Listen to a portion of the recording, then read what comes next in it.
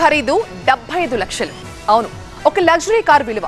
పర్యావరణానికి ఎంతో మేలు చేసే ఈ స్టాగ్ బీటిల్ పురుగు ఒక్క రోజులో మిమ్మల్ని లక్షాధికారిని చేస్తుంది.